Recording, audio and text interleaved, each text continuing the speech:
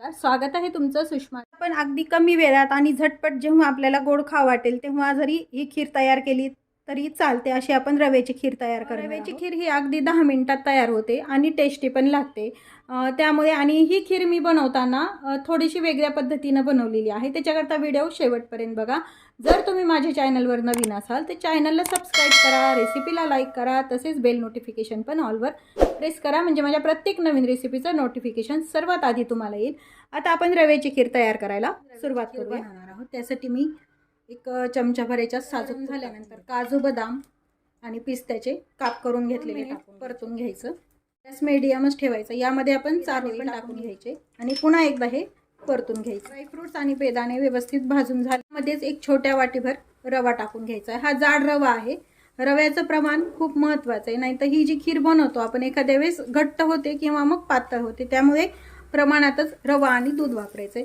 आता रवा छान खमंग वास येईपर्यंत लालसर रंगावरती भाजून घ्यायचा। रवा भाजताना गॅस अगदी लो ठेवायचा आहे, नाहीतर रवा करपले जातो व कच्चा राहतो। त्यामुळे अगदी कमी गॅसवरतीच रवा हा छान भाजून घ्यायचा। आपल्याला गरज वाटली तर आपण यामध्ये भाजताना तूप ॲड करू शकतो, पण शक्यतो गरज लागत नाही। ते पहिल्या तुपातच आपला रवा व्यवस्थित भाजला जाणार आहे।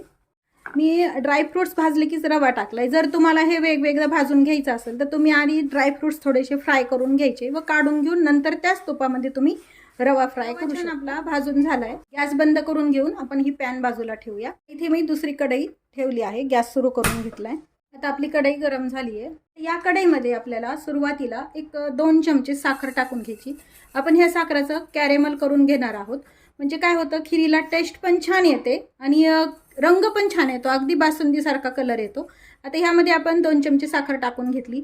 आता साखर न हलवता ही अशीच मेल्ट करून घ्यायची आपल्याला। गॅस मात्र कमीच ठेवायचा। साखरेचा पाक व्हायला लागली की ती आपोआप मेल्ट होते।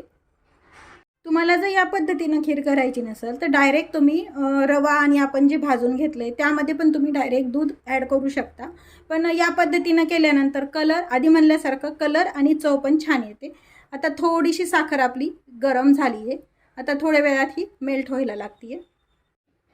आता साखर बऱ्यापैकी मेल्ट झाली। आता त्याला आपण हलवून घेऊया। याचं छान कॅरेमल तयार झालं पाहिजे। कलर वरती येईल इथपर्यंतच आपण ही साखर मेल्ट करून घ्यायची। यापेक्षा जर जास्त कलर डार्क झाला तर ही कडवटपणा येतो खिरीला। त्यामध्ये गॅस कमी करून ज्या वाटीने आपण रवा घेतलाय त्या वाटीने हे 6 वाट्या दूध मोजून घेतलेलं आहे। आता हे जे कॅरेमल केलेली साखर आहे ही यामध्ये थोड्या वेळाने विरघळून निघते। आता आपण चमचा बदलून घेतलाय खास। आता हे बघा तुम्ही कलर किती छान आलाय दुधालाच। या पद्धतीने मी दुधाची रेसिपी पण सुषमाज किचनवर अपलोड केलेली आहे। मसाला दुधाची अगदी छान दूध तयार होतं। रेसिपी तुम्ही नक्की पहा। आता याला एक उकळी येऊ द्यायची दुधाला ह्या छान। तो कोणतीही खीर बनवण्यासाठी म्हशीचं फुल क्रीम दूध वापरायचं, म्हणजे त्याची टेस्ट पण छान येते। आपल्या दुधाला छान उकळी आलेली आहे। गॅस कमी करून घ्यायचा व जो आपण रवा भाजून घेतलाय यामध्ये थोडा टाकून घ्यायचा आहे सर्व रवा। आपण रवा एकदम टाकायचा नाही, नाहीतर आणि गॅस मात्र कमी ठेवायचा रवा यामध्ये टाकताना।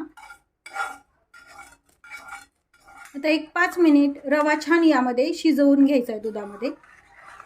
एखाद्या वेळेस जर रवा जास्त जाड असेल तर दुधाचं प्रमाण कमी जास्त लागू शकतं। मग अशा वेळेला काय करायचं, जर घट्ट झाली खीर तर दूध थोडं गरम करून पुन्हा आपण यामध्ये टाकू शकतो।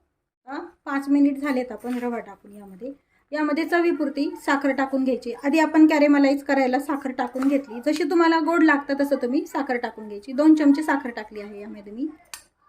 आता पुन्हा एकदा 5 मिनिट शिजून घ्यायचे। आता ही खीर आपली शिजून झालेली आहे।